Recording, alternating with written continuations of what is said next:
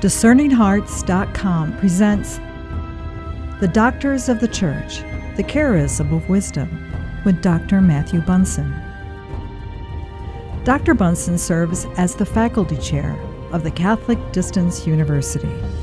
He is also a senior fellow at the St. Paul Center for Biblical Theology. He is the author or co-author of over 45 books, including the Pope Encyclopedia, the Encyclopedia of Catholic History, the Encyclopedia of Saints, the Encyclopedia of U.S. Catholic History, and Pope Francis. Dr. Bunson serves as a senior contributor for EWTN. The Doctors of the Church, the Charism of Wisdom, with Dr. Matthew Bunson. I'm your host, Chris McGregor.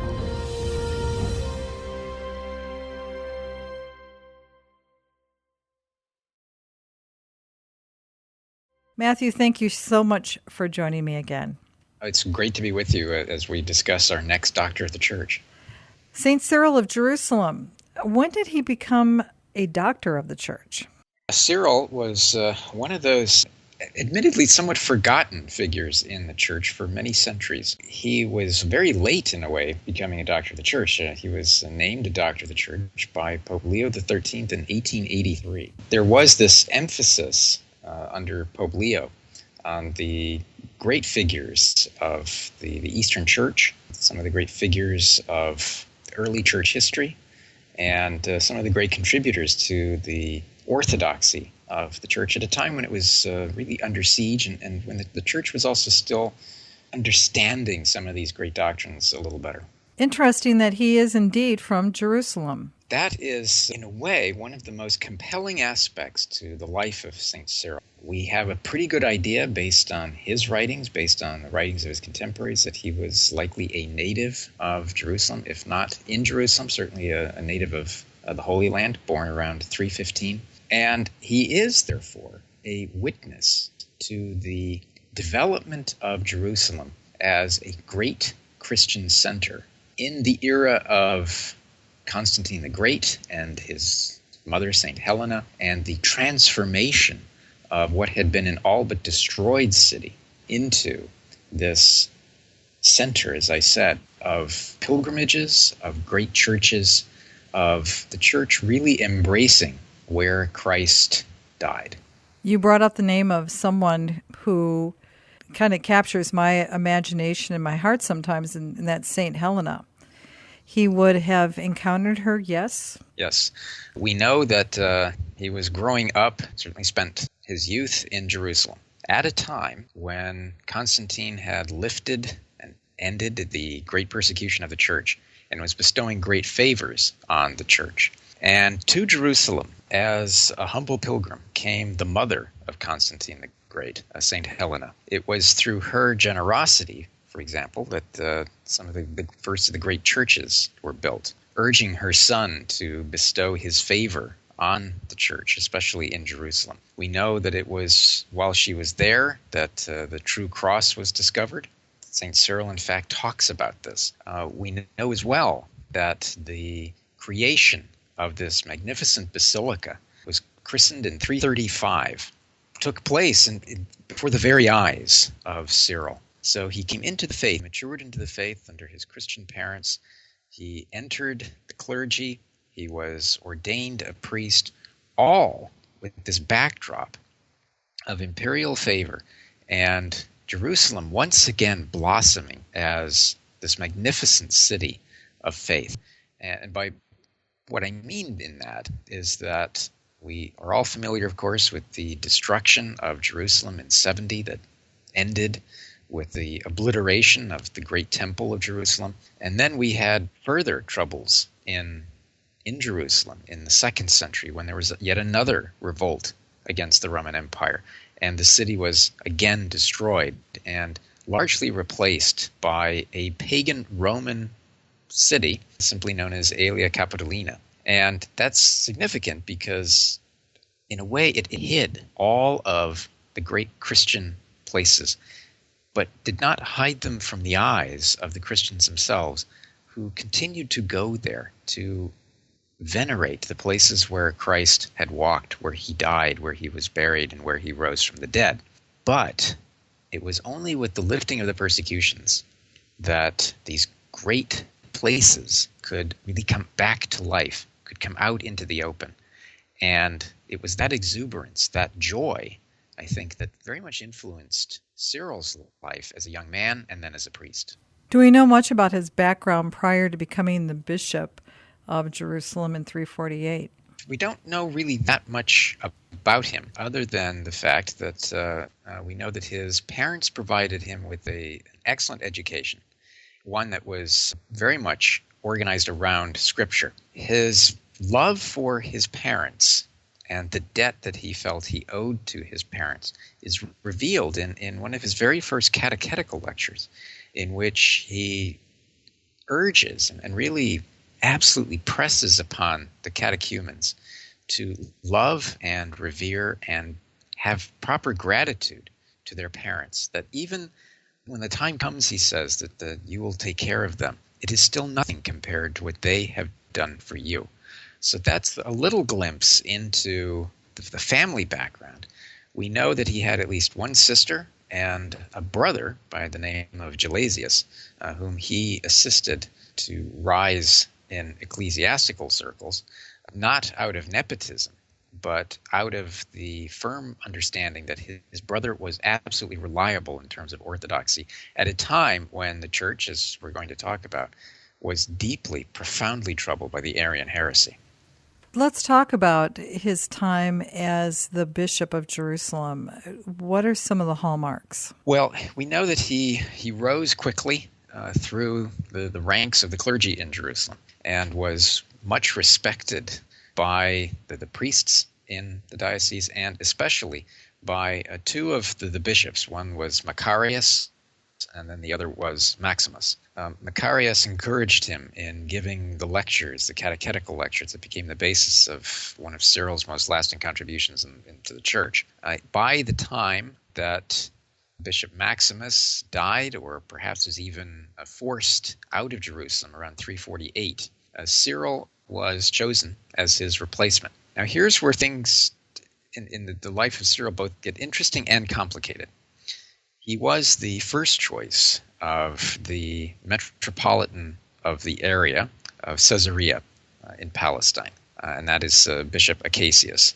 Acacius was a firm adherent of the Arian heresy, and he believed, wrongly as it was, that Cyril was a closet supporter of the Arian heresy.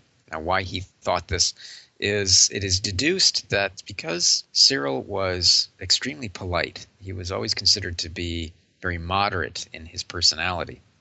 He was not the sort of firebrand that we saw elsewhere in the church at the time. This was a severe misreading of him by Acacius, who misconstrued his politeness to be assent. He also thought, I think, that Cyril was, because he was polite, he misunderstood him to be someone who would be placid and easily controlled. And so Acacius gave his blessing to Cyril's appointment. The result was twofold. One, Acacius was soon disappointed. And the other is that there was this unfortunate reputation in the early days that Cyril was somehow a secret supporter of the Arians, or had perhaps compromised his orthodoxy in order to get this appointment as Bishop of Jerusalem. That, we know, is completely false. Where he had a falling out with Bishop Acacius in pretty short order was not so much in doctrine as it was in jurisdiction. Cyril, being named to the great see of Jerusalem, immediately entered into difficulties with Acacius over jurisdiction. Who had the authority over Jerusalem? Acacius, being a heretic as he was, as a supporter of the Arian heresy, but also someone of considerable ecclesiastical ambition, believed that he had many rights over the see, that the see was in fact not autonomous, which of course is contrary to the understanding of the church, the teachings of the church. Cyril defended that. And for that, and soon his opposition to the Arian heresy that Acacius supported, the two became enemies. And in the time-honored custom, unfortunately, as we have seen previously, such as with St. Athanasius, Cassius and his allies were willing to go to extreme lengths to bring about Cyril's removal from Jerusalem and his exile. When you say extreme lengths, what are we talking about? Well, as we saw in the life of St. Athanasius, the Arians, being dishonest as they were, and I use that phrase deliberately, in their understanding of Christ and in proclaiming him to be effectively a creature, were willing to stoop to all kinds of lies and calumny.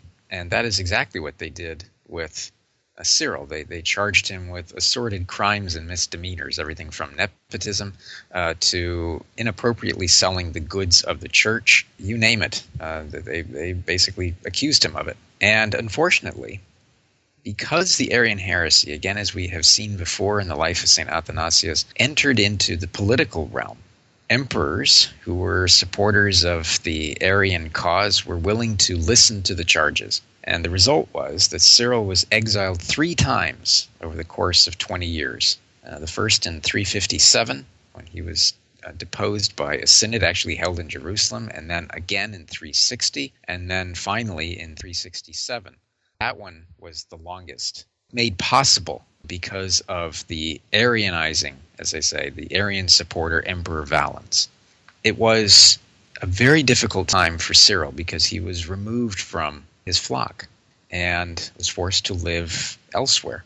And it was really in 378, only with the death of Emperor Valens in battle against the Goths, that Cyril was able to return to the See of Jerusalem. And here's where the sadness becomes tragic, because he returned to a see in Jerusalem that was bitterly divided among Orthodox Christians and Arian Christians. It was a kind of spiritual wasteland because of this strife, because of the uncertainty of teaching. And this is a lesson for us today, I think, of the importance of unity in the church, of having good teachers. Jerusalem needed to be healed, and he devoted his life, Cyril, to doing that. He spent the last years of his life, about the last decade, trying to heal what was a broken and divided See of Jerusalem. Made all the more disheartening because he was trying to restore the spiritual vitality of a see that included the Church of the Holy Sepulchre, that was a place where Christ was imprisoned, he was tried, he was crucified, died, and resurrected. And yet, even here, the church could be divided. We'll return in just a moment to The Doctors of the Church, the Charism of Wisdom, with Dr. Matthew Bunson.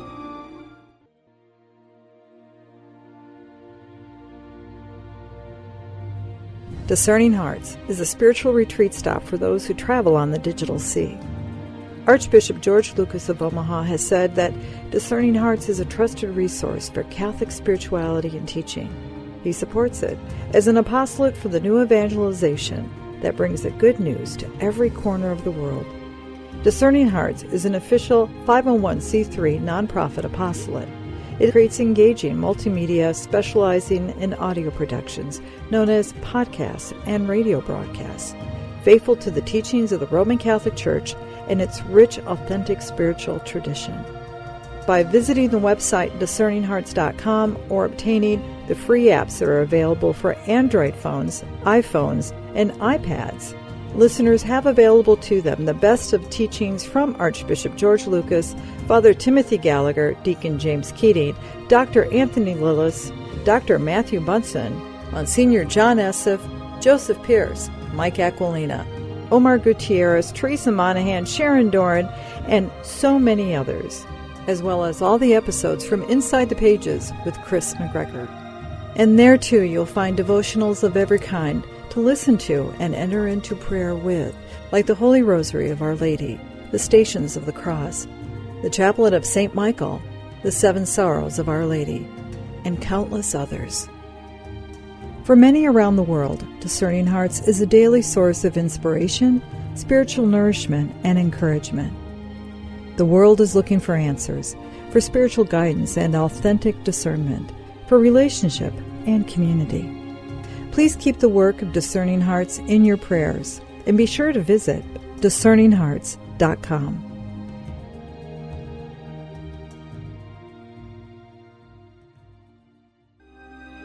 We now return to The Doctors of the Church, the Charism of Wisdom, with Dr. Matthew Bunson. His writings that we're very familiar with are those of a catechetical nature. Yes. That it's said that even today in formation, for Christian formation, these could hold up to just about anything out there. Oh, absolutely. The Catechetical Lectures of St. Cyril, we know were delivered in the magnificent setting of that new basilica in Rome. It was the Basilica of the Resurrection that was built with the support of Emperor Constantine and his mother Helena. So you had a brand new church that became this sort of heart of catechetical teaching. Now remember that at the time there were great centers of learning in Antioch and in Alexandria. Jerusalem was a place of pilgrimage. It was also a place where the faith was still spreading. So there were many catechumens who came to Jerusalem, and many settled there and embraced the faith. So Cyril understood that this is an important time for the church. And what's interesting about his lectures, and this is the first thing that we need to note, the 24 or so catechetical lectures were intended and are preserved as lectures to catechumens. In other words, we're seeing what the candidates were expected to know, what they heard. This is somewhat unique in the sense that if we look at some of the other great catechetical lectures, I think of Gregory of Nyssa's great catechetical oration, for example. If we think of the treatise on catechesis by St. Augustine, both of those are not addressed to the students, to the catechumens, but to the teachers, to provide a text, if you will, to provide them with experience, answers to the questions they might have. These, by St. Cyril, represent the lectures themselves. So these are important snapshots in time of how he was teaching, but also what he was teaching. So in that sense, it is a complete course of instruction. And you hit on something very important. The lectures themselves give us this magnificent summary of the teachings of the church. And you could use them today. That's how remarkable they are, but it's also a testament to the reliability, the consistency, and the continuity of the teachings of the church from her earliest days to today. There's a section, too, that's a standout in when we talk about catechesis that maybe the church can learn from St. Cyril of Jerusalem, and that's those last 5 writings on mystagogia. Yes. Essentially. Could you break that open for folks? Because it is an area that we really need to reclaim, isn't it? Very much so. It is almost axiomatic today that we do an increasingly better job than we have in recent decades in our RCIA programs and catechesis. Where we remain deficient and where I think there's almost universal recognition today that we need to improve is in the mystagogia. That time after you have been brought into the church. There's a sense at times that the RCIA candidates come in, we give them instruction, and then they receive all of these magnificent sacraments, and then they're sort of just cut loose. For Cyril, backtrack a little bit. We have 24 of his magnificent lectures. There's what's called a Procatechesis, and then there are 18 lectures that are addressed to the catechumens. And we can talk a little bit more about those in a second. And then there's a series of catechetical lectures from like number 6 to 18 that are the core. And then there are what you're referring to, the mystagogical catecheses, which comprise the last of his lectures. Now, those are built around what's called a commentary on the rites of baptism, and then they focus very heavily on chrism, the body and blood of Christ, and, of course, the Eucharist. And there is also a focus on the great prayer of Our Father. So Pope Benedict, in his discussion in 2007 on the life and writings of Cyril of Jerusalem, makes the point that, as he writes it, it forms the basis of a process of initiation to prayer, which really, as he puts it, develops on a par with the initiation to the sacraments of baptism, confirmation, and the Eucharist. And as Pope Benedict wrote, it was a polemic against pagans, against what were called the Judeo-Christians and the Manichaeans. And it's rooted in that powerful relationship between the Old Testament and the New, in which we're seeing salvation history play out. In that sense, he's again providing a context for the embrace of the faith, and then a systematic catechesis that does not end simply with the sacraments of initiation that they receive, but a deepening of the faith beyond that, so that they're actually able to go out and to live the faith. As Pope Benedict notes, this catechesis, this mystagogical catechesis, represents the summit of what Cyril was trying to teach, because these are not simply catechumens, but they are full-fledged baptized members of the Church. And in that sense, Cyril was serving as their guide to deepening the mysteries that they had received during the Easter Vigil. Again, as Benedict notes, these new Christians were able to understand the mysteries, having actually participated. So they went through the great door of faith of the sacraments. And now he was going to equip them how to live them in their lives and for the rest of their lives. Sounds like the new evangelization to me. It does. And we also can see in this much of the work of the Second Vatican Council, that, and the Nouvelle Théologie and the whole movement to the ressourcement in particular, to go back to these magnificent sources of faith in the fathers of the Church, both East and West. And we're seeing it here with Cyril of Jerusalem, this great father of the Church, this doctor of the Church, who provides for us evidence of the reliability, as I said, of the faith, continuity of the faith, but also to capture the zeal of the Christian faith in what was a still pagan world, in a world that we're dealing with now, in what is more and more a post-Christian West. So there's much to digest, there's much to learn from these 24 catechetical lectures. And there is so much that we can take from these and apply them, not just in how we teach, but also how we live. It's important, I think, as well to remember that, wouldn't you say, Matthew, that those who believed, professed in that Arian mindset, they didn't think of themselves as outside of the church. They sincerely believed they were correct. And so I think we encounter that today when we understand, grounded in the orthodox teaching of the church, which is found in the magisterium, catechism, scripture, all those different things. But when we dialogue with other Catholics, they sincerely believe they're correct in their opinion.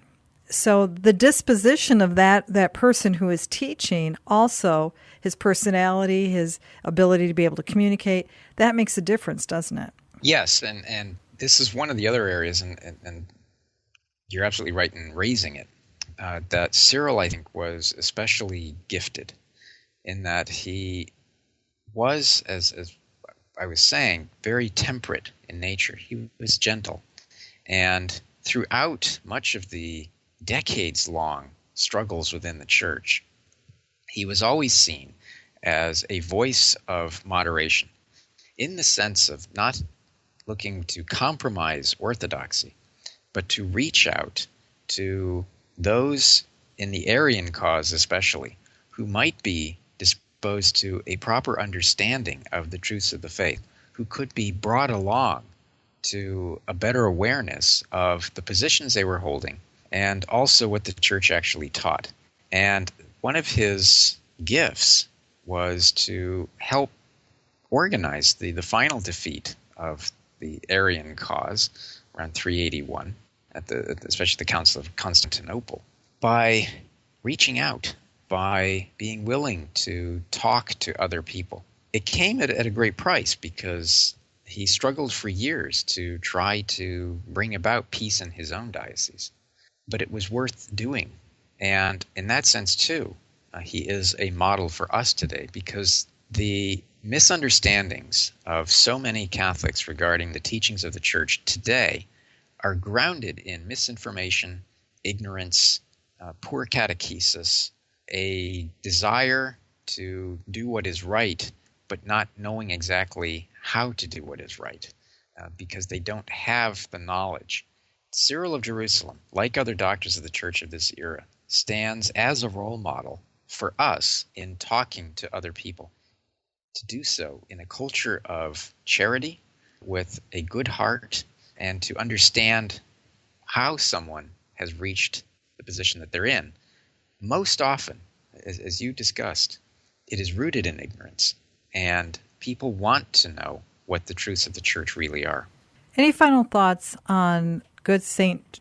Cyril of Jerusalem? My last thought is that picture in your mind St. Cyril of Jerusalem preaching these lectures in this beautiful basilica in Jerusalem at a time not too far removed from the great persecutions, but also from the time that Christ walked the streets of Jerusalem and died and was buried in the Holy Sepulchre and rose from the dead. It must have been an immensely exciting time to deliver these lectures in that setting. And St. Cyril had the gifts and the holiness to be such a worthy teacher in such an august and sacred surrounding. Matthew, thank you so much. It's a great pleasure to be with you, and I'm looking forward to our next episode. You've been listening to The Doctors of the Church, the Charism of Wisdom, with Dr. Matthew Bunson. To hear and or to download this episode, along with many others, go to discerninghearts.com. This has been a production of discerninghearts.com. I'm your host, Chris McGregor. Join us next time for The Doctors of the Church, the Charism of Wisdom, with Dr. Matthew Bunson.